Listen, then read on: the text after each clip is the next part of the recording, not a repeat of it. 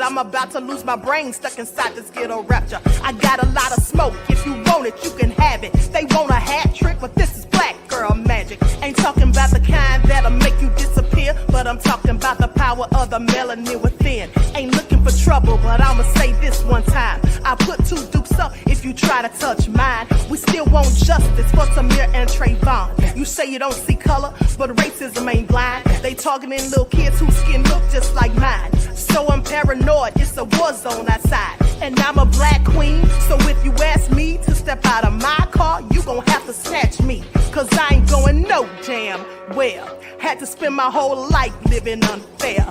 Ancestors got my back and they right here. You can never understand, it's a nightmare. Living in my black shoes by the black rules. You can keep your handshake, I don't dap coons. The white man that go nuts if he cash you. But you all on his side like a damn fool. Make it make sense. We are oppressed. Queen. We are exploited. We are downtrodden. Make it make We are sense. denied not only civil rights, but even human rights. Ahmadiyyah. So the only way we're going to get some of this Ahmadiyyah. oppression and exploitation Queen. away from us or aside from us is come together Queen. against the common enemy. Who taught you to hate the texture of your Ahmadiyyah. hair? Who taught you to hate the color of your skin? Ahmadiyyah. Parents, pay attention to the books, the school system, given to your little children. Lies mixed with wisdom. His skin too bright, so he was blind to the prison. My skin just right, so I collide with division. You trying to pray to God, but we tired of religion. No savior saving, we got to save our savings. We used to pay miss, how we gon' make the slave rich? But who's to blame, and tell me why you complaining? We need a team effort just to rule the nation. Like a bad relationship, missing communication. We missing moderation. They trying to get a poison to my population. No reparations. I'm getting tired of Satan. We are oppressed. Queen. I'm getting tired of waiting. We are downtrodden. Queen. We are denied not only civil rights, but even human rights. Ahmadiyyah. So the only way we're going to get some of this Ahmadiyyah. oppression and exploitation. Queen.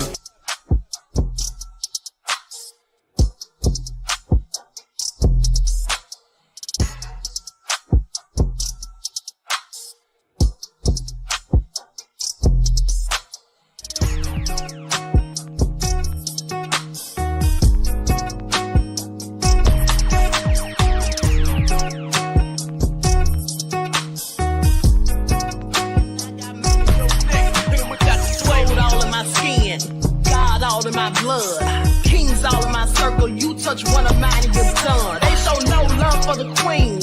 Why you hating on me? Is it cause I'm free and I got Malcolm X in my jeans? I got dreams like King Luther, shed blood like Kunsa. You ain't helping my people, I ain't got nothing to say to ya. I want all the smoke like hookah. Talking reparations. America won't be great until they give us compensation. I'm like, I'm the hottest right now. See a bunch of lames out here trying to jock on my style. They be doing too much. I'm the queen, it's too easy. It's like they all in Popeyes, how they be talking so greasy.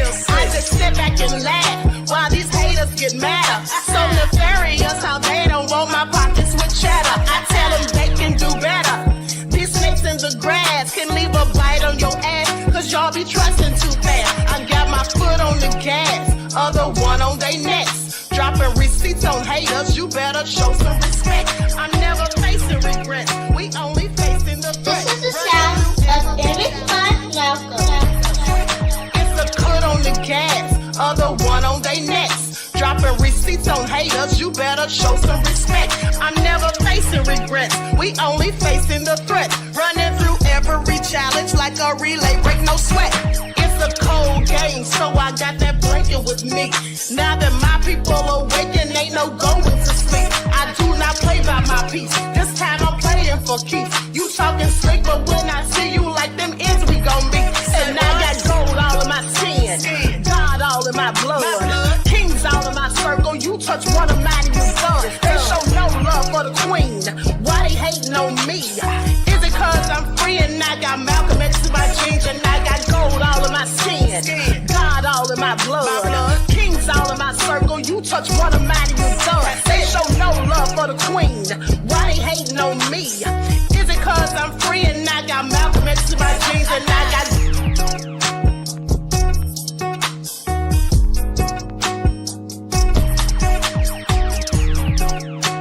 This is the sound of Eric Malcolm. All right, Grand Rising, everyone. Thanks for tuning back in once again to the original Queen Ahmadiyyah Shakur show. I'm your host, Queen Ahmadiyyah Shakur, and this is your first morning wake-up call. So as you're coming in, please feel free to go ahead and subscribe to the channel if you haven't done so already. Be sure to click that notification bell and click the word all so you're notified each time the Queen Goddess goes live.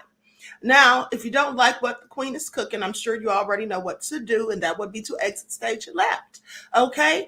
Don't let the virtual doorknob hit you on your way out. For those of you who choose to stay, please don't forget to follow me on Instagram at Dr._A_Shakur, TikTok at Dr. A Shakur, and Twitter at DGoddess27. All right, so let's see who's in here. And please double check to make sure you're still subscribed, especially if you have not been receiving your notifications. You know how it goes down out here in these YouTube streets. All right, hello, OG Patrice, that Crazy Beach Aries, Jeff ATL, Lillian X, Piggy's Picks, Aboriginal Woman, Khalid is in the house, Vince I Am from the UK. All right, Terry Hartfield is here. Okay, Claudette, I see you, beloved. Queen Imoni Huey, Nessie X, Edward. All right, let's get into it. Above all that drama, Desmond is here. Shout out to my moderators putting in work. Okay, so everyone, please go ahead and get those likes up. Claudette, Tange is here. All right, Ice Sketch, DD in Dallas, Battle X, Deronda, Priscilla, 504, Nola. All right, Darius, I see you, beloved. With that all being said, hey, Vina, Chris B, Diane, Priscilla is in the house, Darnell, Carlton. Okay, Tawana, I see you, honey. So let's get into it. Okay, so listen, I am so sorry for being so late. I mean, it's all Southern Fairies. I could have been on time, but I spilled tea on my blouse, and so I had to change. And as you can see, my earrings clearly don't match because I don't wear pearls with a dashiki dress. But anyway, I digress. Okay, so let's go ahead and get ready to get into it. Now, yesterday, you all know that we got the news that the woman who was Natanya Rubin, who is the victim of the 1999 nightclub shooting, which Diddy, J-Lo, and Shine were all involved. Okay, she came out and spoke her piece, and I played the video of what she had to say, and I also did a TikTok. And if you didn't see that video yesterday, please go back and watch. All right, because it was heard here first. Please pay attention. But with that all being said, or maybe it wasn't, who knows? But anyway, with that all being said, that Crazy Beach Air said, you still look amazing, Queen. Thank you. Queen, you look just fine, Your Highness, says above all that drama. Thank you. Y'all are so nice. Okay, so anyway, my tea is still a little too hot. So with that all being said, so she came out and told her story. And this is all, to corroborate what, in fact, Rodney Jones said in the lawsuit filings, because he said that Diddy told him he accepted responsibility for it, as a means of intimidation. Okay, so now it's all over the place. They have articles out about it and all of that. So let's get into it. Likes up, everyone. Please don't forget to like and share. Very important that you like and share the videos. And if you don't like the videos, then why are you here? Beloved ads. Okay, so here's what they say. Diddy's, hold on. I'm sorry, this is something else. This is for the next live. And let me just go ahead and say this before I forget. Listen, there is another live coming up on the backup channel right after this. And this one is about Diddy's accuser from the incident where there was 3 people involved, him, Harv Pierre, and another person who's unknown. Well, the judge has ruled that she cannot remain anonymous. She's going to have to show herself. So we're going to talk about that next on the backup channel, as well as Wendy Williams, because Steve Wilkos is very concerned about what's going on with her. So we're going to get into all of that on the backup channel. So make sure you tune into the backup channel for your next dose or for your next wake-up call. Also, moderators, please put that in the chat for me. Okay, please put that in the chat. Thank you. Here it is. Victim of 1999 shooting involving Jennifer Lopez, Diddy, and Shine reportedly speaks out. Now, even though we already heard what she had to say, let's see what they're talking about in this article. In 1999, a shooting took place inside of a nightclub where Puff Daddy, Jennifer Lopez, and Shine had been partying. Now, the incident led to a 10-year prison sentence for Diddy's then protege. One of the victims that evening was Natanya Rubin, who was shot in the face. Now, on Saturday, December the 27th, exactly 15 years after the incident took place, an Instagram user named @MissEbony said that she was Rubin and that the effects of that night still resonate with her. She says, "I'm the woman who was shot in the face, the most seriously injured person." That's what she said in a post to Instagram. Now, "I have suffered a great deal of physical and emotional pain behind this foolish display of ego and insecurity." The comment was in response to Up North Trip's post that featured this daily news cover. Okay, so let me show you all this cover. Now, this was when she spoke out, like I said, in December.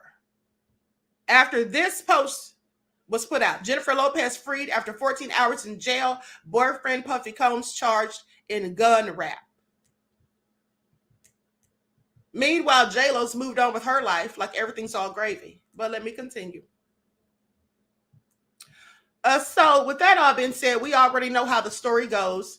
And she also spoke about, being harassed by Diddy, allegedly, for years and all of that. Now, but here's a timeline.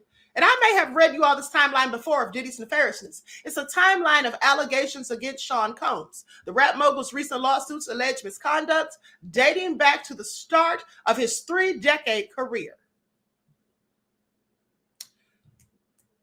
3 decades, and he's had allegations ongoing. Okay, please pay attention. I guess he wasn't lying when he said he can tell you how to have fun and not go to jail. So in recent months, Sean Diddy Combs, the hip-hop billionaire who played a major role in commercializing rap, has become the subject of several civil suits accusing him of sexual misconduct, including drape without the D and assault. Now, for many years, Combs represented affluence as he turned his stake in the Bad Boy Entertainment record label that he founded into an empire that extended to fashion, media, liquor, and beyond. This is a quote from him. "Whatever I want, I have to. I have to get it."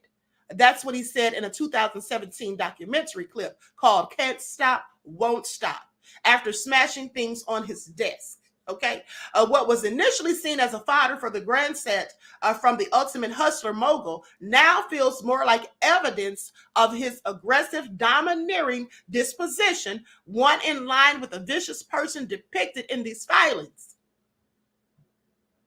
Now, a timeline of these events dating back 30 years, juxtaposed with milestones from Combs' career, displays not only a chilling history of alleged violent behavior, but the way power and celebrity has shielded him. Allegations from the civil suits are going to be in this timeline, so please pay attention. Now, in 1990, Combs starts his music industry career as an intern at Uptown Records, working under executive Andre Harrell. In 1990 to 91, according to a November 2023 lawsuit, Combs and the R&B singer Aaron Hall allegedly sexually assaulted an unnamed victim and a friend after a music industry event, then beat her several days later when confronted. Then in 1991, according to a November 2003 lawsuit, Combs allegedly drugs, sexually assaults, and videotapes then 19-year-old Joy Dickerson after going on a date with him or with her. They have him. Clearly it was a woman. After being fired from his duties at Uptown Records, Combs starts his own label, Bad Boy Records. The label grows into popularity and notoriety over the course of a decade, breaking the careers of Craig Mack, the Notorious B.I.G., Mace, The Lox, Faith Evans, and more. In 1996, Combs is found guilty of criminal mischief for threatening a photographer from the New York Post with a gun. 1998, Combs starts throwing his annual Hamptons all-white party that came to be known as a lavish and exclusive, or it was so lavish and exclusive, he earns the rep of being a modern-day Gatsby. Guests range from music industry execs and artists to actors, real estate moguls, and sports team owners. And let me say this, I almost forgot that I actually went to one of Diddy's parties. I'm not even joking. I went to his all-white party. I don't know how I forgot this. But this was back in the day. And they actually had it in Cancun because me and about 5 or 6 of my friends went to Cancun, Mexico for spring break. And so Diddy was over there and he had this all-white party. I mean, there was numerous events, but I remember his all-white party was like one of the biggest things. And then next there would be the Players Ball, which they also had. And there was a lot of celebrities there. And I actually have pictures of some of them. I didn't take any pictures with Diddy because I never really liked Diddy. But let me continue. So Combs starts throwing his annual Hamptons all-white parties that came to be known as so lavish and exclusive that he earned the rep of a modern-day Gatsby. Now, April the 16th of 1999, Combs is arrested and charged with 2 felonies, a second-degree assault and criminal mischief, in the beating of record executive Steve Stout, who says Combs and 2 of his bodyguards beat him with their fist, a telephone, a champagne bottle, and a chair. When Combs publicly apologizes, Stout asks for the charges to be dismissed. Wrong move. Okay, I'm sure that apology was disingenuous at best.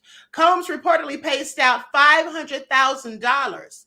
The assault charges dropped. Combs pleads guilty to the lesser charge of harassment, and he is sentenced to 1 day of anger management classes. Clearly, he needed a whole year, if not more. That's just my opinion. Now, December the 27th of 1999, Combs, along with then-girlfriend Jennifer Lopez and rapper Shine, are arrested in retaliation to a shooting at Club New York. Combs is charged for weapons violations, but is ultimately acquitted. And let me just say something before I continue. Now that I think about that white linen party that he had over there in Cancun, some of the celebrities were, do you all remember Donnell Jones? He was there. Ed Lover was there. Nelly, Andre 3000, Big Gip, pretty much all of the people from Outkast and Goody Mob, if I'm not mistaken. I don't remember seeing CeeLo Green, but I do know because I took pictures with Big Gip and Andre 3000 and Big Boy. And so those are just some of the people that were there. But I specifically remember Nelly as well and Donnell Jones. And I want to say Carl Thomas was there. I can't really recall. But anyway, I digress. Those were the good old days. Queen Sam said, how many felonies does one get to have and not end up behind bars? Okay. Vince I am said, love Donnell Jones. Yeah, I used to love him too. Okay, so anyway, let me continue. So with that all being said, goes on to say Combs, along with his then girlfriend Jennifer Lopez and rapper Shine, are arrested. Now this is December 27th of 1999. Okay, they're arrested in relation to a shooting in at a club in New York. Combs is charged for weapons violations, but is ultimately acquitted. March of 2000, the first season of Making the Band airs on ABC.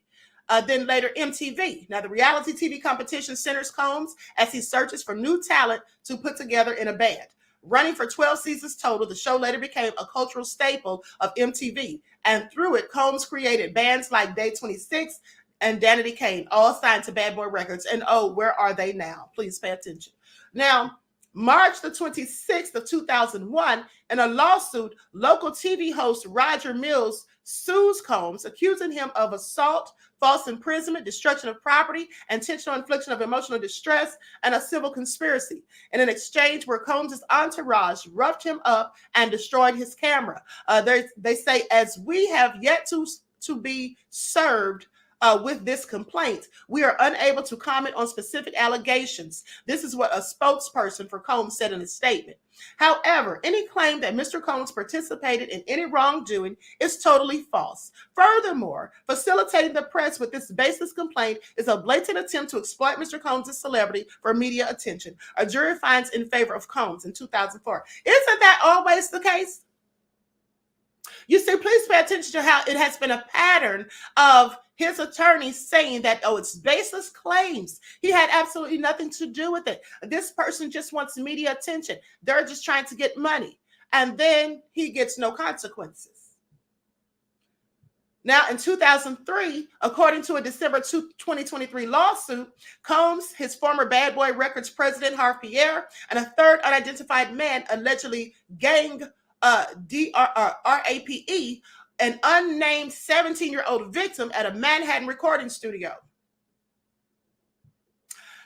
July the 6th of 2004, Combs, and I want you all to pay attention to how close in proximity all of these crimes are committed. Okay? Now let's go back real quick, because the first is 1990, then 1991, then 1993, then 1996. It's every other year.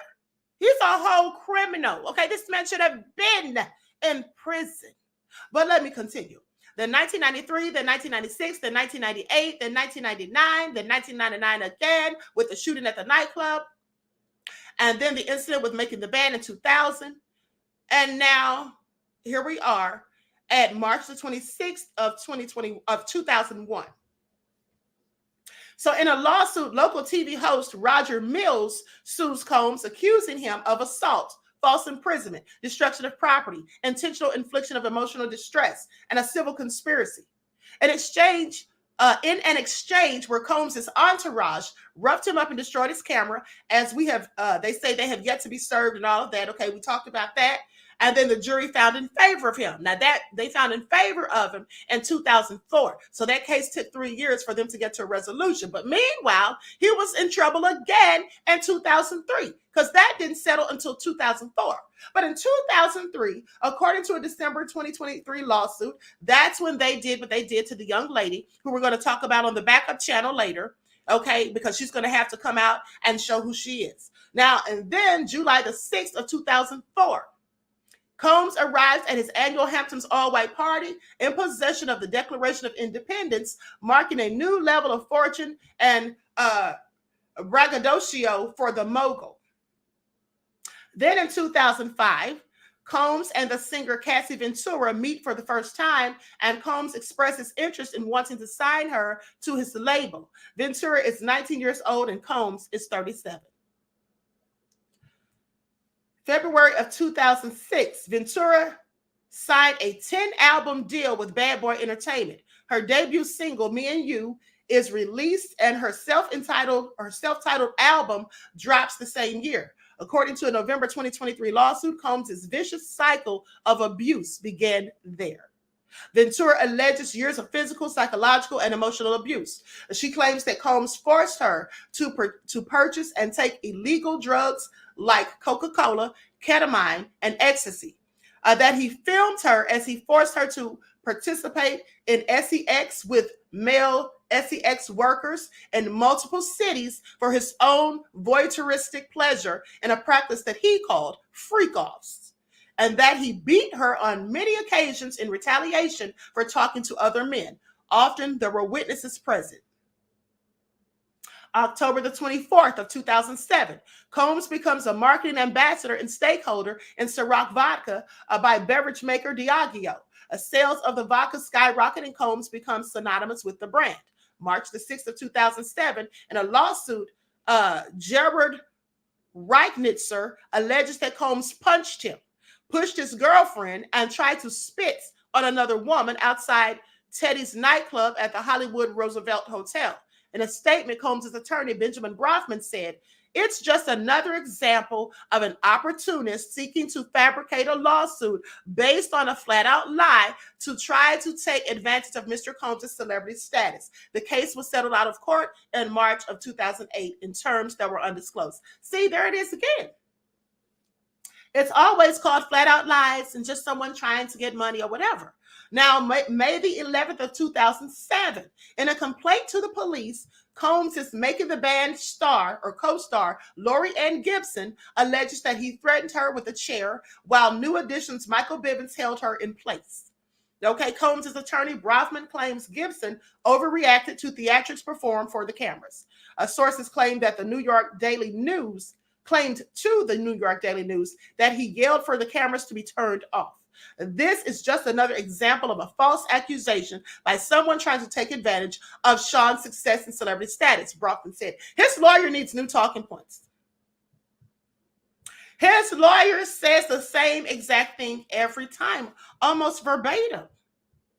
Almost verbatim. In 2010, in the November 2023 suit, Ventura claims all aspects of her life were controlled by either Mr. Combs or his management companies. She claims that he paid for an apartment and all living expenses, and that he had access to her medical records. For instance, when Miss Ventura began experiencing memory loss, potentially due to excessive drug use and or head injuries caused by Mr. Combs' beatings, this is also said, as described, her MRI results were provided directly to Mr. Combs. Mr. Combs also reportedly arranged for his staff to drive Miss Ventura to certain doctor's appointments. In this way, Mr. Combs exerted ownership over Miss Ventura. So Cassie actually filed a lawsuit against him in this was in her 2023 lawsuit. But in that lawsuit, she spoke about the things that he started doing in 2010. And what kind of doctor gave him her medical records? They should have lost their license. February of 2012, in the November 2023 lawsuit, Ventura alleges that Combs said that he was going to blow up the car of rapper Kid Cudi, whom Ventura was dating at the time, and that he wanted to ensure that Kid Cudi was home with his friends when it happened. Around that time, Kid Cudi's car exploded in his driveway. Clearly an intimidation tactic. Now, Kid Cudi, in a statement to the New York Times, corroborated the accounts.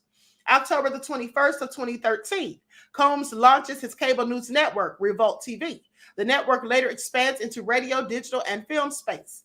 January 8th of 2014, Combs announces a joint venture with Diageo de Leon Tequila, and again becomes synonymous with the liquor brand. 2015, Combs celebrates the 20th anniversary of Bad Boy Records with a box set and a tour featuring the label's agency signees. September of 2018, after multiple attempts to sever ties with Combs, Ventura says she met with him to have dinner and believed it was to talk of concluding her Bad Boy contract and have a discussion about concluding her relationship for good. But after dinner, Ventura alleged that he forced himself into her apartment and forcibly R-A-P-E-D her. That's what he did. He R-A-P-E-D'd her.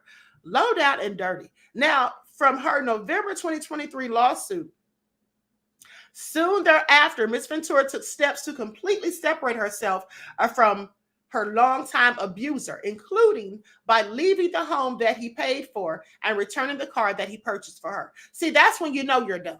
When you give back gifts and things like that, expensive gifts and all that, that's when you're fed up. You're just ready to go. Now, June 26th of 2022, Combs receives a Lifetime Achievement Award at the 2022 BET Awards and performs a medley of his hits with special guest stars during the award ceremony. And I want you all to pay attention because I find it very interesting that they gave this man a Lifetime Achievement Award. You think these people didn't know what was going on? Of course they did. You see, we're just regular, everyday people. So if we heard about all of these rumors and allegations that were going on with Diddy for decades, you already know that people in the industry and other celebrities, they knew about this too. At least they heard about it. So why would they give him a Lifetime Achievement Award? Well, I'm sure we know why. Because like he told Rodney Jones allegedly that if you get down with the rainbow, taste the rainbow, you can be the producer of the year at the BET Awards. And we all have heard the rumors of how Diddy gets down. Okay. So and then October the 28th, just months later of 2022, Forbes reports that Combs is a certified billionaire thanks to his deals with Diageo, Revolto TV, and music business ventures. Then in 2022 to 2023, in February, in a February 24th lawsuit, producer Rodney Lil Rod Jones, a former producer of Combs, who worked with him on his latest release, the Love album Off the Grid, alleges that the music mogul groped him repeatedly, and during the duration of the making of the album, Combs forced Jones to solicit sex workers, take illegal drugs, and more. The suit names other people that are close to Combs, including his son, Justin Dior Combs, and a high-ranking member of Motown Records and Universal Music Group as co-defendants. September 15th of 2023, Combs receives a key to the city from New York Mayor Eric Adams. November the 16th of 2023, I don't know why they put Rodney's lawsuit first. But anyway, I digress. November the 16th of 2023, Ventura accuses Diddy of years of assault, and we already know the rest, okay? And so then from there, goes on to say that December the 6th of 2023, the unnamed fourth person comes forward accusing him and others of the incident from 2003. December the 6th of 2023, after only speaking through his attorneys up until that point, he comes out and denies the allegations, saying enough is enough. December the 10th of 2023, in response to the accusations, 18 brands sever ties with Combs with his Black-owned e-commerce venture, Empire Global. And then, so we pretty much know what happened after that. December the 11th, a public petition started by feminist and survivor advocacy group Ultraviolet circulates, calling the Recording Academy to rescind Combs' 2024 Grammy nomination for Progressive R&B album and the amid the sexual abuse claims. Here's the thing. Don't you all find it interesting that when Chris Brown and Rihanna got into that debacle back years ago, how they demonized Chris Brown, who was still a teenager at the time? And of course he knew he was wrong, but my point is this. He was a teenager at the time and they demonized him. But Diddy, it's a whole grown man when he did all of these things over and over and over and over and over again, allegedly. Also, keep in mind that when the incident happened between Rihanna and Chris Brown, Diddy was the one who allegedly persuaded them to take some time away and to go on a vacation or whatever to try to mend things. And I'm sure he'd be an expert on that because that's what he's done, allegedly, on numerous occasions. December the 13th of 2023, in response to the accusations, streaming network Hulu scraps a reality show project featuring Combs that was previously in development and centered around the mogul and his family. Okay, January the 12th of 2024, a representative for Combs tells The Hollywood Reporter that the mogul won't be in attendance at the Grammys. He was subsequently absent from the ceremony and all public events leading up to the awards. January the 16th of 2024, Diageo and Combs resolved their legal lawsuit around marketing of products and officially end their working relationship. And then February the 26th of 2024, the fifth assault lawsuit is filed against Combs by Rodney Lil Rod Jones. And Combs Combs' lawyer denies the allegations, claiming we have overwhelming, indisputable proof that his claims are complete lies. And, they said overwhelming and complete, indisputable proof. Well, the only thing they've proven thus far is that the women were misidentified, which really is not that serious because at the end of the day, they didn't even argue about those RICO type charges. They didn't even argue or try to dispute the sale of illegal firearms and illegal substances, the trafficking, the things that Mr. Rodney Jones said were done to him. They didn't try to deny any of that. All they said was basically they showed the proof and receipts that those women were not underage. So I find it also interesting. But so now let's talk about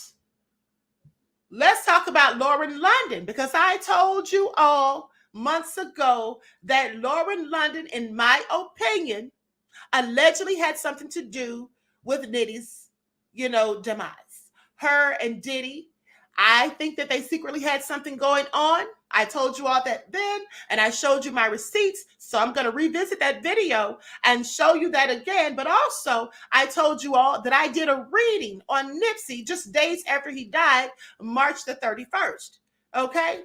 And so with that all being said, I actually did that reading on a Facebook Live, but I don't know. It must have gotten deleted, because when I went to find it, I could not find it. What I did see, hold on. What I did see was this. What I did see was a post that I made telling everyone that I'm going to go live at 8 o'clock to do a reading on Nipsey. I cannot find the video. Likely Facebook deleted it, or maybe I accidentally deleted it. I don't know.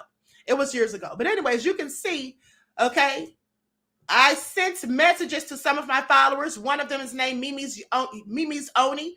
And I said, hey, Queen, live at 8, did a reading on Nipsey. You'll want to hear this. And then I sent one to Tiffany Jones. I said, going live at 8, did a reading on Nipsey. It's deep.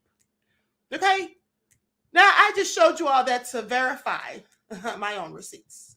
All right? So with that all been said, because I'm just letting you all know that I knew a long time ago, before people started saying it, or at least I suspected, that Lauren was sent on Nipsey. And I also told you all that I had a dream about Nipsey and he wanted me to do a reading. At least that's how I interpreted the dream.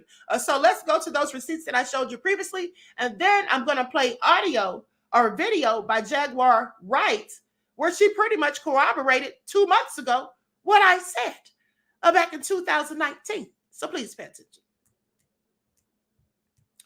Please pay attention. Okay, here we go. I'm going to share my screen so you all can see this video that I did for you a few months ago. When Biggie was down in LA, it wasn't the first time he'd been set up on the West Coast. A few years earlier, Big and his entourage arrived for a last-minute booking in Sacramento. You get there, it's a little weird. Not a lot of people here. It's maybe 10, 15 people at the most. This shit don't feel right. So Big goes on. All of a sudden, they start throwing coins at us. You ever had coins thrown at you on stage? We head out, get to the back. The limousine is there, but the driver's home. And you just hear it. Let me pause here and explain what led to this standoff. A few months earlier, Big gave an interview to the Canadian publication Peace. He was asked to rate other rappers from his era, but when it came to West Coast legend E40, he gave him no rating. 0, bruh. Which brings us back to the standoff in Sacramento. I got a call from my folks. Oh, I got the Biggie down here. What you want me to do with this? I said, you know what? Get that man on the phone. He put me on the phone. Biggie's like, man, they got me real drunk, man, and I just got to saying anything, man. I say, put my folks on the phone. I'm going to hold you down till you leave my city. Lost her. All nefarious. Now, this is what I want you all to really pay attention to. I was wondering and asking myself, why hasn't Lauren London, who was really good friends with Cassie, why hasn't she come out and spoken about this? Why didn't she come out and verify what Cassie said? Well, maybe because she was really close with Diddy and called him her brother. Did y'all know that? Hold on. Let me show you the receipts. That's a photo in the middle of Diddy and Cassie and Lauren London. But look at how Diddy is looking at Lauren London. Look how he's looking at her. And Cassie's on the other side of him. Now, of course, both of them, Cassie and Lauren, both modeled for Sean John. But that's not the point. See how close Cassie and Lauren London were? Or are. Maybe they still are. And if they are, that's why I have even more questions as to why Lauren hasn't come out and said something, corroborated what her friend has said about Diddy, just like Tiffany Red did the other day.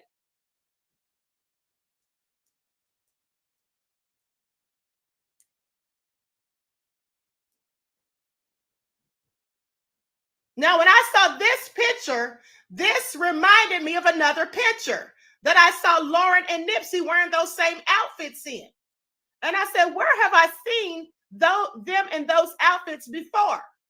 Now, the funny thing is, Diddy is in the middle of Nipsey and Lauren. Why? And why is he looking at Lauren like that in the previous picture? Let's go back to it. Now, this picture right here, look how Diddy is still focused on Lauren, while Nitty is touching him on the shoulder. I wonder what's really going on here, but this had to be taken the same day as this. That's where I saw those outfits before. When Lauren, London, and Nipsey did the photo shoot before his death.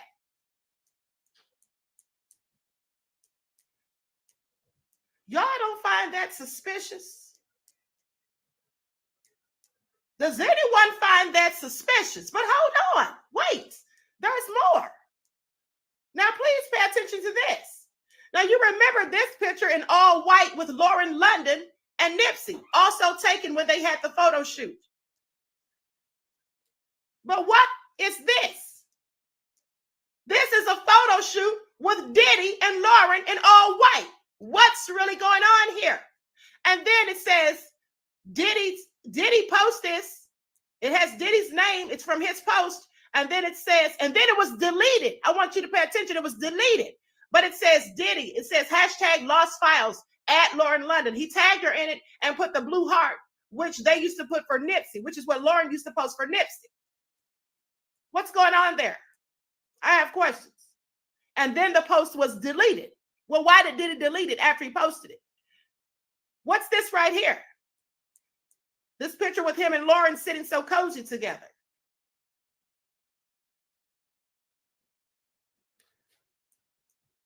Y'all don't find that suspicious?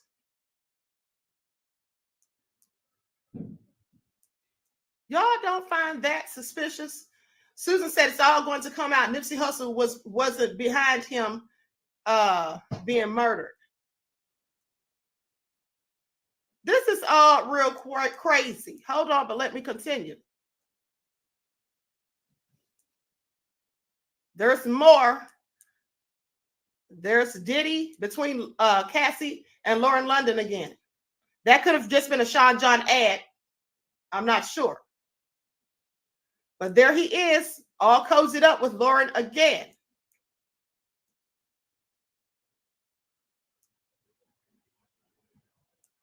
And then this picture here.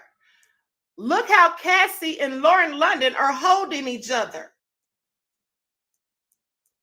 Now, I'm sorry. I have several questions. Were both of them messing around with Diddy? I'm not saying they were. I'm just saying I have questions. And who is this guy right here? This looks like an actor that I've seen in something. His face looks very familiar. Does anybody know who that guy is? He looks like an actor I've seen on something. I don't know who he is, though. Wonder who he is and what he had to do with all of that. But I find it very interesting. But hold on. Because do you all remember that once when Lauren London was asked, how did she meet Nipsey? And she told the story about going to his store over in Slauson and purchasing DVDs from his new album that was out. And then she said her homeboy, not herself, she said her homeboy text or got in the DMs of Nipsey and pretended to be her. Do you all remember that? Because if you don't, hold on. Now, I couldn't find the video of her actually saying that, but there's a video showing that she said it. I'm going to mute the sound. And you can read it because there's subtitles. Hold on just a second. I'm going to share my screen.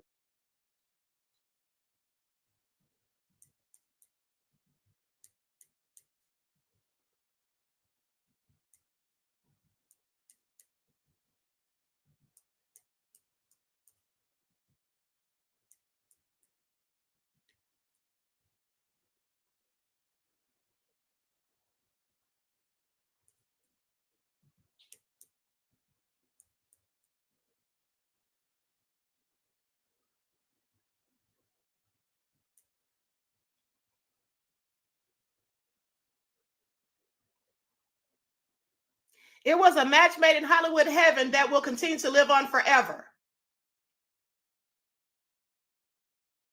West Coast rapper and community hero Nipsey Hussle was shot and killed on Sunday, March 31st in his hometown of Los Angeles.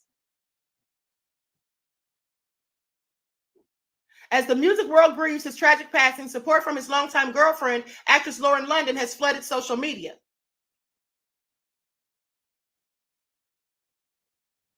The pair first met at his Marathon clothing store on Slauson Avenue in Los Angeles, the same location where he was gunned down. Here's a look back at their fairy tale love story. The couple, who were known for being extremely private when it comes to their union, first started dating in 2013 when London wanted to buy Nipsey's $100 limited edition mixtape, a rap present for her co-stars on the BET series, The Game. After her mixtape purchase, the ATL actress began following Hussle on Instagram. You know what that means, right? That's what Nipsey Hussle told GQ. London told GQ that after following the double up rapper, she did not make the first move. Now pay attention. I did not slide into his DMs. My homeboy did. Who is her homeboy? Hussle followed back and slid into her DMs, and the rest, as they say, is history. Who is the homeboy? Is Diddy the homeboy? Is Diddy the homeboy? I have questions. Is Diddy the homeboy that slid in the DMs for him? Because what man slides in another man's DMs for a woman, acting as if it's that woman? I think it was Diddy. But hold on. After those pictures were posted with Lauren London and Diddy, people started spreading rumors that Lauren and Diddy were dating. This was in 2020. Lauren London talks about rumors that she's dating Diddy after Nipsey Hussle's death. Actress Lauren London was quick to shut down the rumors that she is now dating hip-hop mogul Sean Diddy Combs almost 1 year after the death of her boyfriend, Grammy-winning rapper Nipsey Hussle. The hoopla began when the Bad Boy founder shared a photo of himself with London during the Rock Nation pre-Grammys brunch, captioning the black and white flick, "More Lost Files, Me and My Sister," at Lauren London. Now, despite calling her sister, fans began to question the state of Puff and London's relationship, which immediately set the ATL actress off. She initially responded with a cool head, posted a photo of Hussle, whose birth name was Ermias Ashadam. Okay, she said on there, "Still his. King Ermias, never forget." She followed it up with a more aggressive post demanding the public stop effing playing with her while she continues to mourn the death of her longtime partner. "I'm all love and peace, but never forget, I'm a woman in grief and I don't play about Nip, my family, my character, and code." This is what she captioned on Instagram. "About to drink a green juice to start the day though."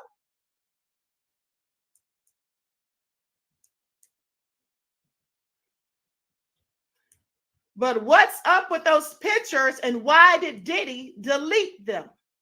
Was it because Lauren went off? I have questions.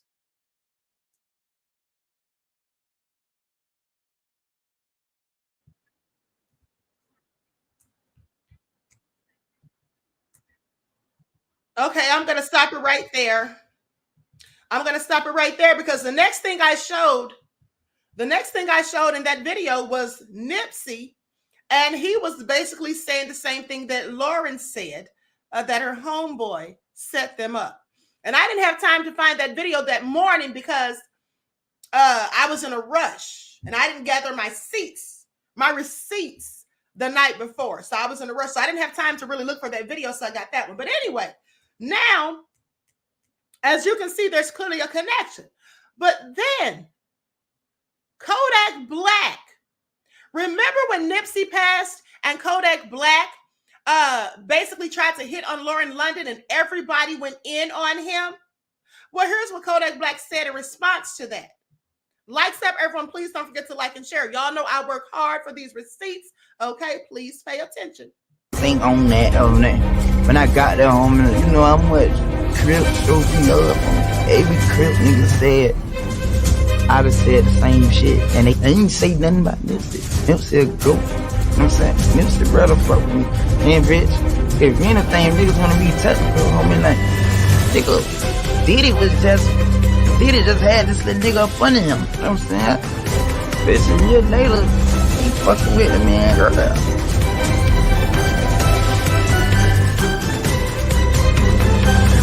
Y'all ain't saying nothing to Diddy Snoop. He fucking with the man, girl. Y'all ain't saying nothing to Diddy Snoop. Okay, so I don't know if you all can hear that. I'm sorry, I had the music a little too loud, but he said that the Crips basically told him they would have done the same thing, and he said people didn't say nothing to Diddy. He said Diddy had that man all up in his face, and then he was messing with the man's girl. So where did Kodak Black get that from? Why would he have thought that Diddy had something going on with Lauren London? Okay, so please pay attention. This is all nefarious. But now next I'm going to show you some more. I'm going to show you the video that Jaguar Wright pretty much was saying that Diddy and Snoop Dogg eliminate the competition, so to speak. Now, this is all alleged. I'm just telling you what Jaguar said. But before I do, let me just give you a little bit of the reading that I did on Nipsey. I don't have time to do the whole thing because I'm pressed for time. I have another live coming up. Please pay attention. Also, hold on. Okay, here we go. Now, this is just some of this. Actually wasn't the reading. This was when I did Nipsey's numerological chart. Okay, because you all know I'm into numerology very heavy. And so somebody said, hold on, who said not Uncle Snoop? I missed it. I saw somebody say, yeah, all hell no, I said not Uncle Snoop, Lord. Okay. Yeah. So anyway, like I said, I don't know what happened to my video of the reading that I did on Facebook. Maybe I accidentally deleted it. Maybe Facebook did. I don't know. But in the reading, I clearly said that there is a woman, is showing me a woman in his life that was working behind the scenes to bring him down. And she was a plant. And that had to be Lauren London. That's what I literally said on the live. Now, some people went in on me because at the time, this was days after Nipsey passed because he died March 31st. And this was April the 6th when I did that live. And so with that, I've been said April the 6th, 2019. So just days later, and people were still feeling sorry for Lauren. Well, I was initially feeling sorry for her too until I had that dream. You see, in the dream, as I told you, I was sitting at a table. Nipsey was standing beside me, and he was holding out a deck of cards, like the cards you play spades with. He had them spread out, like how you pick a card, right? And so I looked up at him, and he kept showing me the cards, like, take the cards. And so then I woke up. When I woke up, I said, what was Nipsey trying to tell me in that dream? What was he trying? Because I channel people, but unlike Sloan Bella, who channels them while she's awake, I channel people during my REM state between the hours of 2 a.m. to 7 a.m. And all I do is manifest it before I go to sleep. But anyway, so when I woke up, I asked myself, what was Nipsey trying to tell me by holding out those cards? And then my spirit told me that he wanted me to do a reading on him. So that's why I did the reading. But here's the thing. And I did it on live so that everybody would see whatever the results were. Okay, now here is the numerological information that I did on him. Nipsey was born August the 15th of 1985. So that means his birth number is a 1. So is mine. Please pay attention. His birth card is a Jack of Clubs. So is mine. Please pay attention. Those of you that follow the spiritual channel, I've already told you this about myself. Now, his planetary ruling card is a Jack of Clubs as well. Now, people that are a Jack of Clubs are mentally creative. They're one of the most, they're one of the most intelligent cards in the deck. Okay, they're very mentally creative, and these people are multi-talented.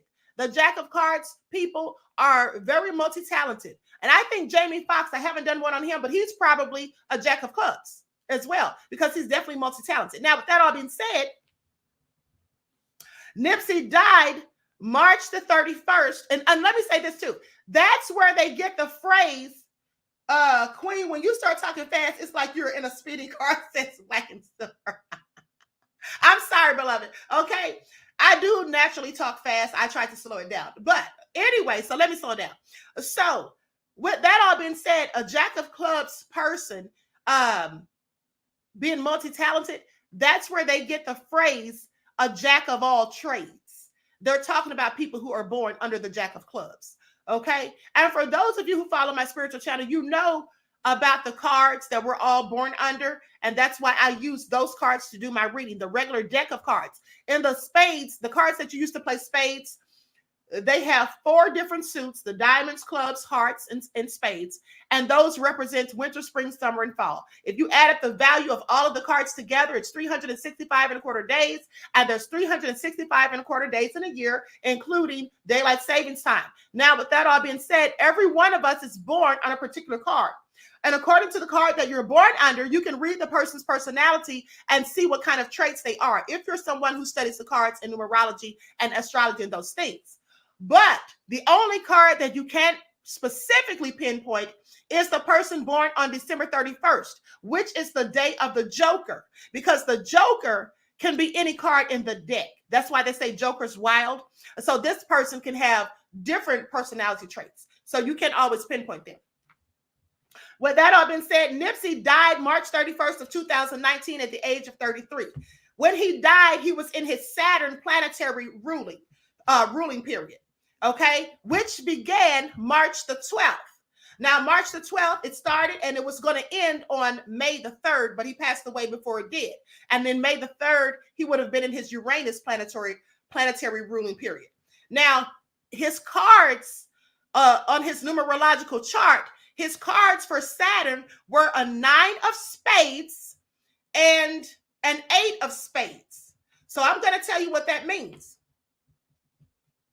Now, a 9 is is come to an ending of something, a completion. That's what 9 represents in numerology. So with that all being said,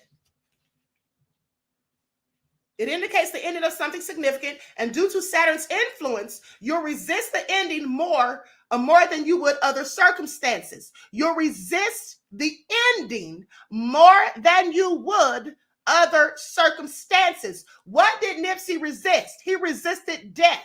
As we saw in the video, when he was attacked by a shitty cuz, when he was attacked, Nipsey swung and tried to knock the gun out of his hand or tried to push him out of his face.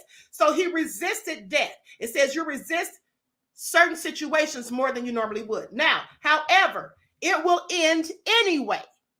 No matter how you try to resist, it's going to end regardless. That's what his chart is showing. Okay, now this card usually indicates something in our lives that's not good for us. That's something that's been hanging around for much longer than it should have. Well, I think that's Lauren London at the time. Now, and also, the death of this issue, there will be a death of this issue regardless. Hold on. My handwriting's a little messy. Let me put on my glasses. There will be a death of this issue regardless of how it regardless of how it comes about. Now, that's in Saturn. Okay. And so with that all being said, it clearly said that things were coming to an end and there would be a situation that he would resist. And so he also had the 8 of spades. Now, the 8 of spades deals with health. Basically, the 8 of spades in Saturn would deal with health or illness or something happening that could prevent you from being healthy. Well, he died. He didn't have an ongoing illness, but both of those cards really indicated something bad was going to happen. And then when I looked at his Jupiter, which was January the 19th, that's when his Jupiter period started, he had the Jack of Diamonds. Now, diamond cards always represent finances, whether good or bad. It's either the incoming money or outgoing of money. And so it said at this time, he would have a good money flow. He would be creative. Okay. He would have lucrative ways to find money. And he also had a 2 of clubs in Jupiter, which means successful meetings in business, interests, and partnerships, and a time of harmony and peace. And meeting with intellectuals for partnerships and great financial rewards. That would bring great financial rewards. So that was the beginning of the year, and that was January, starting around January the 19th. Then, in his displacement card, he had a 3 of clubs.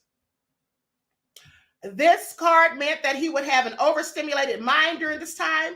There would be too much going on for him to stay focused, and he would be doing lots of projects. Remember, he was fixing up that place. I forget what he called it, but he had the marathon, of course, and then he was starting a place where people could come and work, people that were trying to do business or something like that. If you remember, he was also promoting cryptocurrency. So he did have a lot of projects going on. All right. And then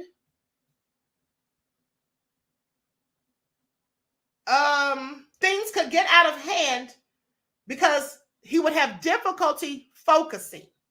He did have a lot of things going on, because wasn't one of his friends recently released from prison at that time, around that time, and he was giving them money or trying to help them. Remember, that's why he was at Marathon the day that he got killed, because I believe he went there, if memory serves me correct. Didn't he go there to take something to the friend who'd gotten out of prison, to give him some clothing or something like that?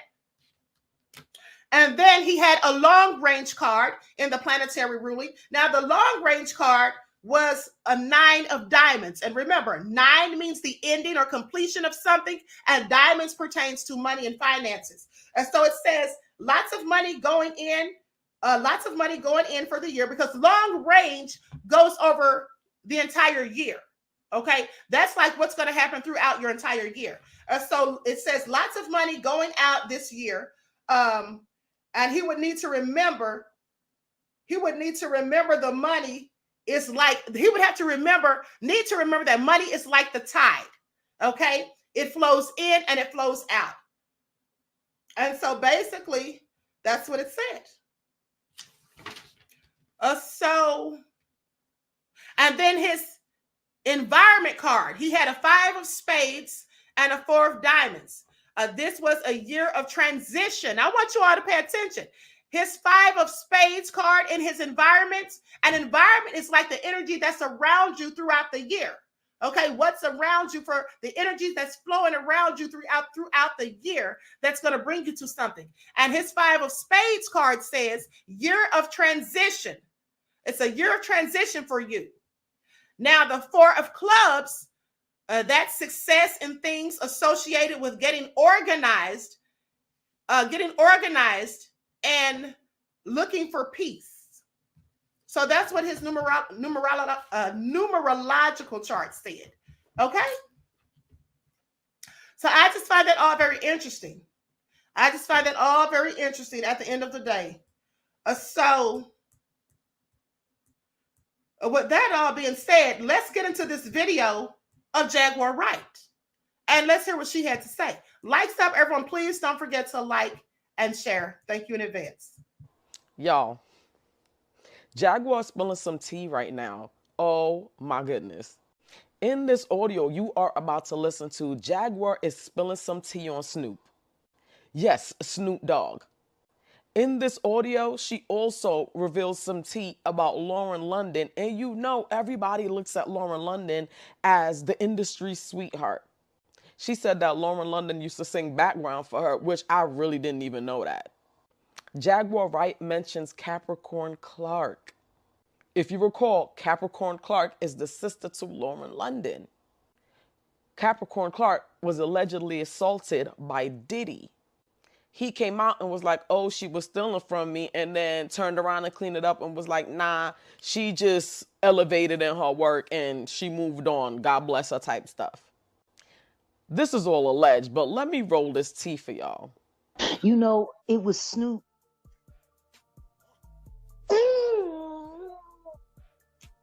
And Snoop, man. Because I never wanted to believe it. you hear whispers throughout the years and you think that people are, and Snoop and all, I have always had a decent rapport, even though he fucked me over. I understood why he did it, and I never held him to it. You know, you and Martha Stewart rocking out on the cookie with it. It was supposed to have been me and you, but, you know, whatever.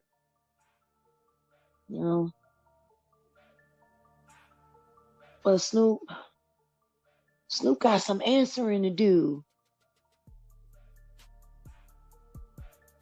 Because if you were capable of doing what they're saying that you did to Tupac, why the fuck wouldn't we believe that you were capable of doing it to Nip, because he was about to eclipse you? Dang. All of your fucking secret meetings with Diddy, and y'all fucking knew that they put Lauren on him. See, I know Lauren London. Lauren London used to sing backgrounds for me back in the day. You didn't know that, did you? Ah, hell no, I didn't know that. Lauren London used to be one of my background singers. She fell in love with my keyboard player. His name is Omar Edwards. Omar went on to play for Jay-Z after me, after leaving my band.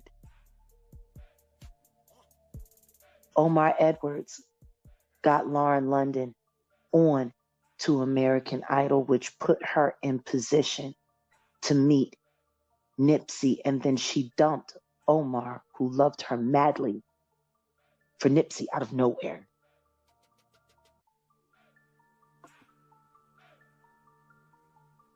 All those fucking Diddy parties.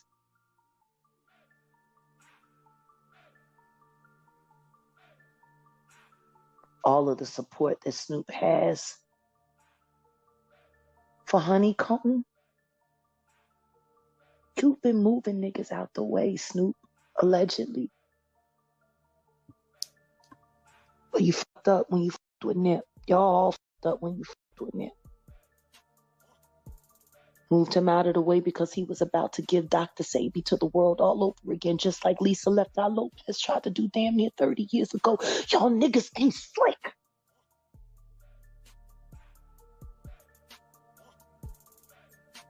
Yeah, Lauren London was a contestant on American Idol. She just didn't make it, and when that fell through, the next thing you knew, she was in Nip bed.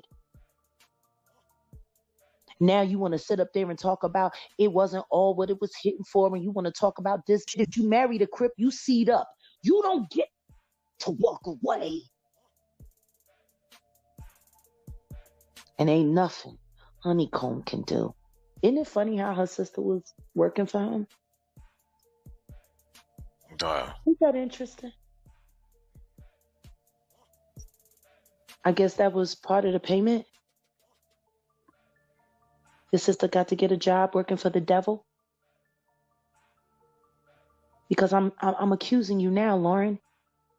You work with Diddy to line up your baby daddy, just like Khalees. Work with Nasquiat to line up Nas.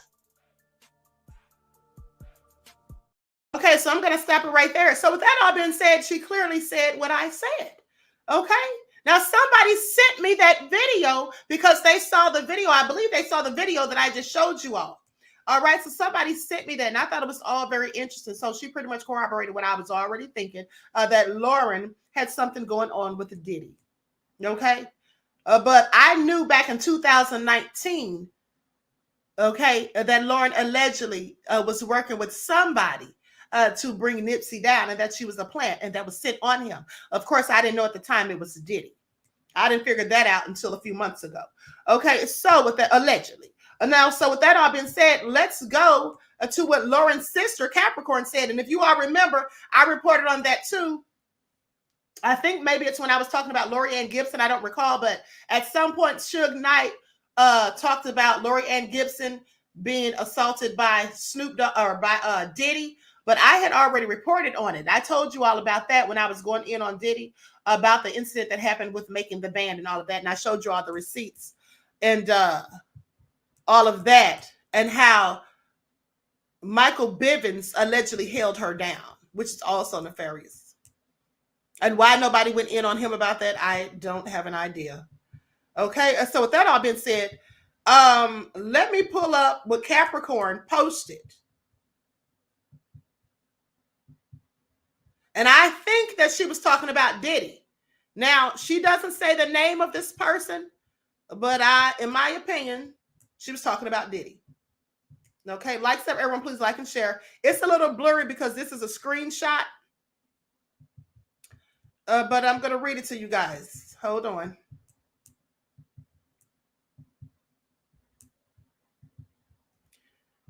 Okay, she calls herself Capradonna on social media. She says, they will skin you and wear you, baby girl, then pretend they never wanted the skin. Kim was the only person who didn't switch up. The only one. Dark times. I am personally triggered. I pray it's over. I never deserved this. Stop. Now, I think she was talking about Diddy, quite frankly, because she said Kim. Okay, and we all know about Kim Porter. But hold on. Here's something else she posted, and I think this was about Diddy as well.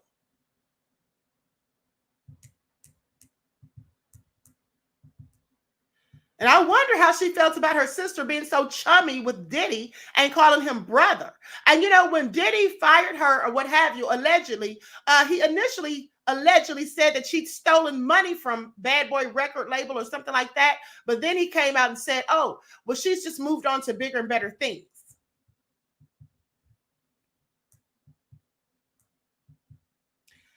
Okay, so on this post, she says, Black women end up being the sacrifice for the uckery with an F. Last 11 years of my life, I had to deal with everyone's nonsensical allegiance to the devil. I think she's talking about Diddy. I pray that ends. I don't think highly of any of you. Can't keep your head down and pretend shite is cool no more. Do better. Quite frankly, I think she was talking to Diddy and Lauren when she said, you know, that she doesn't fool with any of them. She doesn't trust them or whatever. Yeah. She said, I don't think highly of any of you. I think she was talking about her sister as well. That's just my opinion. Now, let's go to the footage of Diddy. I think this is the footage of, no. This is Lauren London. Okay, talking about her preparation for Nipsey's funeral. We're going to play that first. God was carrying me through that. That wasn't me. That was all God. Because there was no way. I didn't even want to get dressed. I was going to wear sweats. Were you really? Did somebody, I'm not getting. Yeah. Did somebody pull you aside? Somebody pulled me aside. Puff. Really? Puff pulled me aside and was like, look, bud, you have showed everybody what it looks like to hold a man down and to love him. Now show them what it looks like when it all crumbles. That's your responsibility. I hope he doesn't mind me sharing that.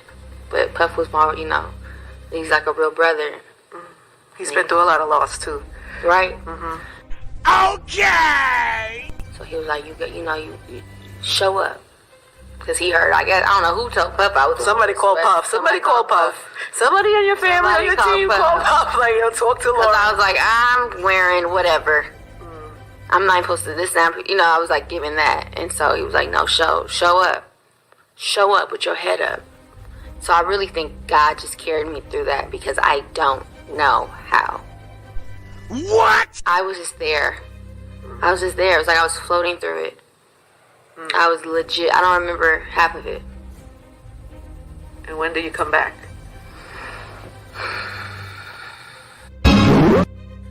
If you don't want to answer this or you don't like the question, we throw it away. What? But where are you with love?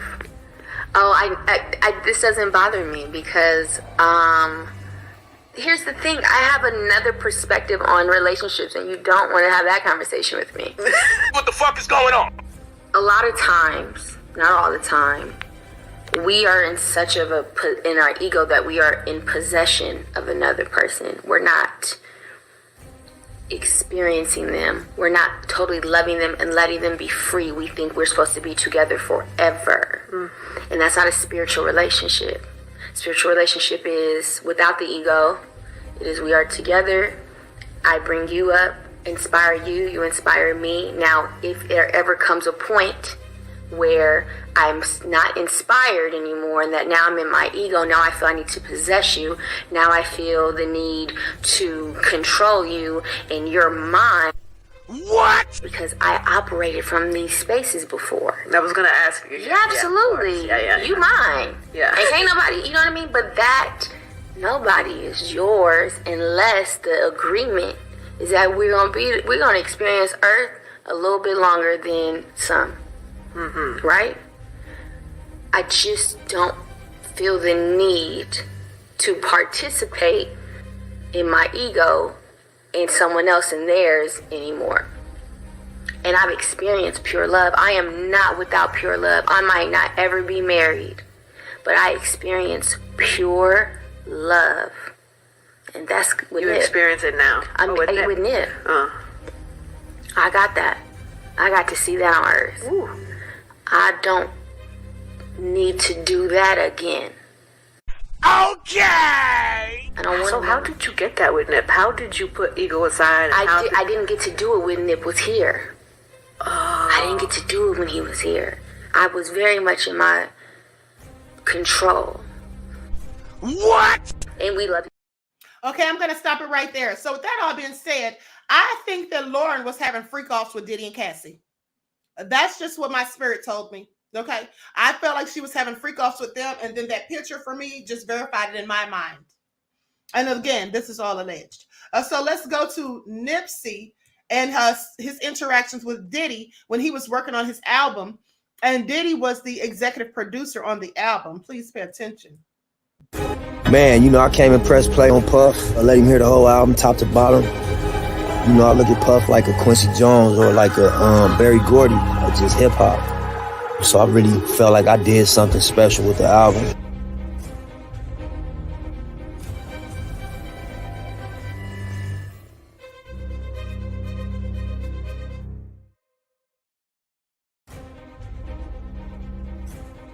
Nipsey says that after listening to every song on the album, Diddy then gave him his input on how he could make the songs reach their full potential and then make the album a classic. He said it was a really great vibe. And also, it wasn't about rap ambition for him. He said it was more about telling his story, you know, expressing how he felt and trying to basically get everything off his chest. It was about telling his truth and the path that he took to get to where he was. Now, doing something like that would allow the songs to resonate with other people who came from similar backgrounds. Where you say you from? You say you from Crenshaw? I'm from Rolling 60s. But that's what's Crenshaw? That's the street. That's not where you from. Yeah, I'm from. It depends who I'm talking to. Like if I'm describing my geography, I'm gonna say I'm from the Crenshaw district. But if I'm talking to a LA nigga, I'm gonna be like I'm from the 60s. So it's like if you from New York, you might tell a nigga you from the East Side. But if you ain't from New York, you gonna be like I'm from Harlem, right? I would assume. Or you be like I'm from. Yeah. I don't know, it's New York lingo, and then it's like niggas that don't know the lingo. So niggas that know the lingo, I'm gonna sound from 60s. But if you don't know the LA lingo, I'm gonna be like, I'm from west side of the Crenshaw district, South Central LA. That's what you gonna know. Do what has to be done to make a difference. And that definitely starts with economic inclusion. It starts with the money. We control what's hot out here. We are fashion. We are music. We are sports. We are lifestyle. We are the story. We the shit. We don't own enough shit.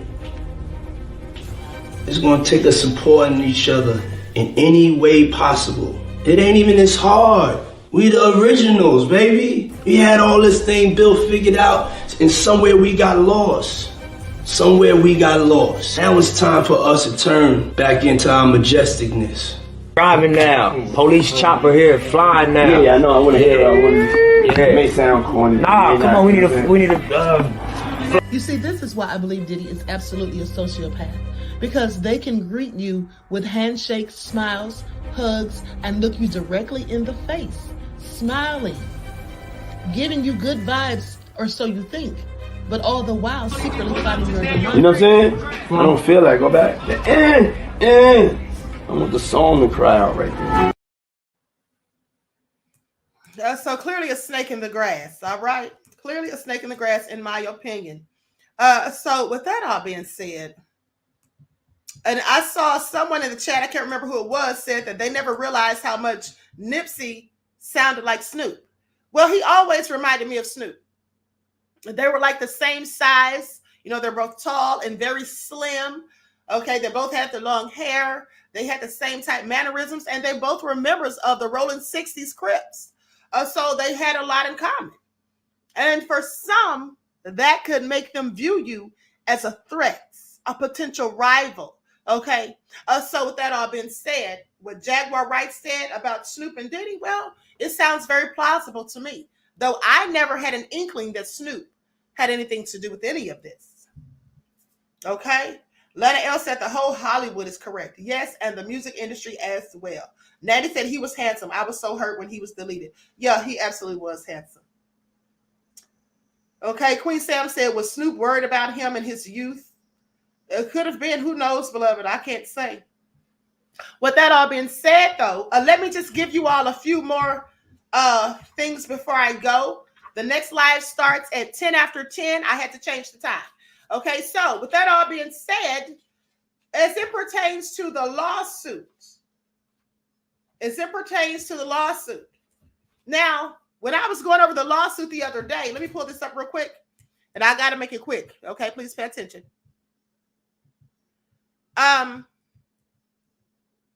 When I was going over the lawsuit for the past couple of days, let me see where the paperwork is. Hold on, beloveds.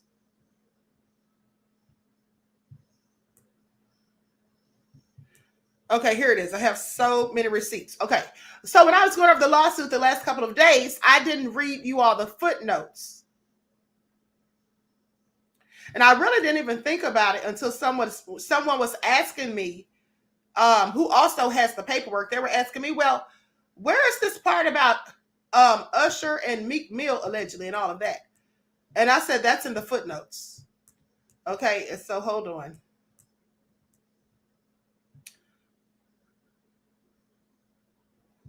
Now, here we go. I'm going to share my screen. Everyone, please like and share. Okay, please like this video before you roll out of here. Okay, y'all know I'll be gathering these receipts. Please pay attention. Doesn't cost you anything to put a like up. Okay, thank you kindly. All right, so as you can see, the footnote on page 13, and I know it's very small. Let me see if I can zoom in. Can you all see that? Okay, so you may not be able to see it so great, but anyway, this is the footnote from page 13, and this is where they got the whole thing about Meek Mill. It says he's a Philadelphia rapper who dated Nicki Minaj, and then it says this is another person, and that's the rapper they're talking about. Now remember, Rodney Jones alleged that Diddy was messing with rappers and R&B singers, and the names were redacted due to him fearing retaliation. So the names were redacted in the lawsuit, but we can clearly go by some of these footnotes to figure out who was talking about, okay, to assess. He's a Philadelphia rapper who dated Nicki Minaj. Well, that's the only person that we can think of as Meek Mill. Then it says he performed at the Super Bowl and had a successful Vegas residency. Well, that sounds like Usher. And then it says this writer is in possession. Hold on, let me zoom back a little bit. It says this writer is in possession of the video and will provide a copy to the court. So the lawyer is saying that they have a copy of a video about all of this. Okay, and then also, hold on, let me stop the share before I accidentally show you all something you don't have no business seeing, honey. I'm not trying to have problems with ScrewTube. Now, also, it says on, what page is this? When it talks about the trafficking and all of that, it says that the writer has a copy, and this is on page 15. It says the writer is in possession of a video and will provide a copy to the court. So, like I said, you know, Rodney Jones said that he had hours of video footage. And this is what Diddy gets for allegedly, according to Rodney, having him working in the bathroom while Diddy's in there showering. Freak. That clearly sounds like something freaky. Now, I'm not calling Diddy a freak unless he actually did that, which I think he absolutely did. Please pay attention.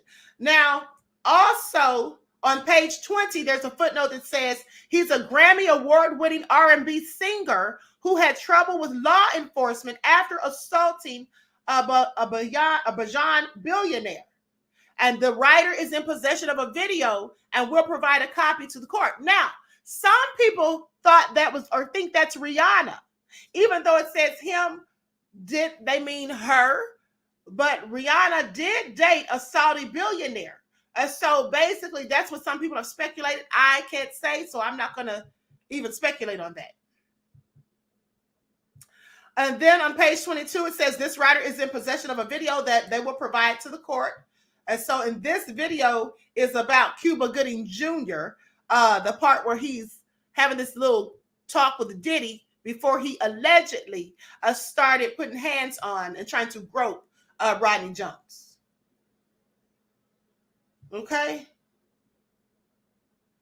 And then on page 24, it says at a footnote, as the A&R of Love Records, DeForest Taylor did not require Mr. Jones or any of the other creatives, musicians, or artists to sign an NDA. So DeForest didn't tell them to sign anything, and that's why he was able to tell us, Mr. Jones, that is, that basically DeForest threatened him. I mean, he could have told us anyway, because a non-disclosure agreement does not prohibit you from talking about something that was done illegally, and threatening someone is definitely illegal. It's a crime. And then also on page 30, they claim to have a recording. Now, I thought this was very interesting. They claim to have a recording of Diddy, Stevie J, and Mr. Jones in a strip club. And Diddy is allegedly schooling Jones on how to pick up these sex workers. And that's supposed to be on video.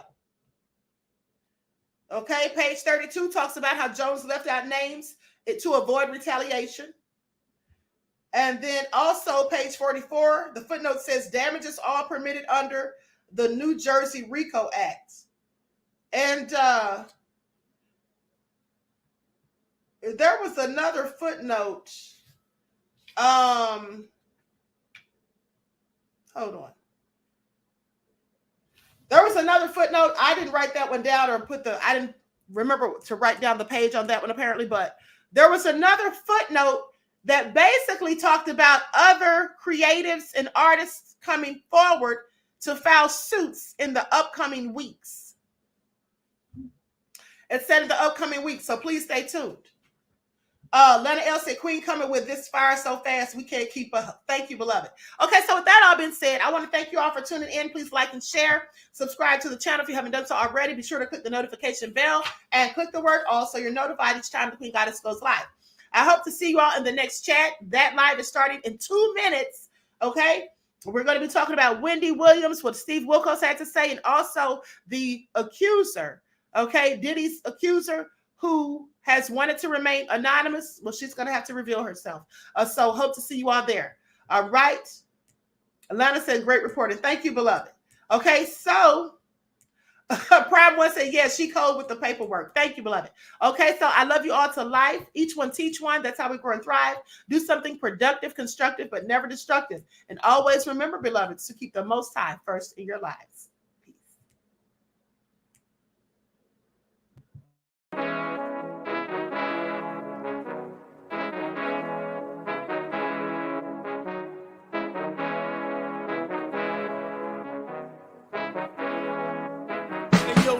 Hit him with that flavor. All in my skin, God all in my blood, kings all in my circle. You touch one of mine and you're done. They show no love for the queen. Why you hating on me? Is it cause I'm free and I got Malcolm X in my jeans? I got dreams like King Luther, shed blood like Kunsa. You ain't helping my people, I ain't got nothing to say to ya. I want all the smoke like hookah. Talking reparations, America won't be great until they give us compensation. I'm like, I'm I'm the hottest right now. See a bunch of lames out here trying to jock on my style. They be doing too much. I'm the queen, it's too easy. It's like they all at Popeyes, how they be talking so greasy. I just sit back and laugh while these haters get madder. So nefarious how they don't want my pockets with cheddar. I tell them they can do better. These snakes in the grass can leave a bite on your ass, cause y'all be trusting too fast. I got my foot on the gas, other one on they necks. Dropping receipts on haters, you better show some respect. I'm never facing regrets, we only facing the threats. Running through every challenge like a relay, break no sweat. It's a cold game, so I got that blanket with me. Now that my people awaken, ain't no going to sleep. I do not play by my piece, this time I'm playing for keeps. You talking slick, but when I see you like them ends, we gon' meet. And I got gold all in my skin, God all in my blood, kings all in my circle. You touch one of mine and you done. They show no love for the queen, why they hating on me? Is it cause I'm free and I got Malcolm X in my jeans and I got gold all in my skin, God all in my blood, kings all in my circle. You touch one of mine and you done. They show no love for the queen, why they hating on me? Is it cause I'm free and I got Malcolm X in my jeans and I got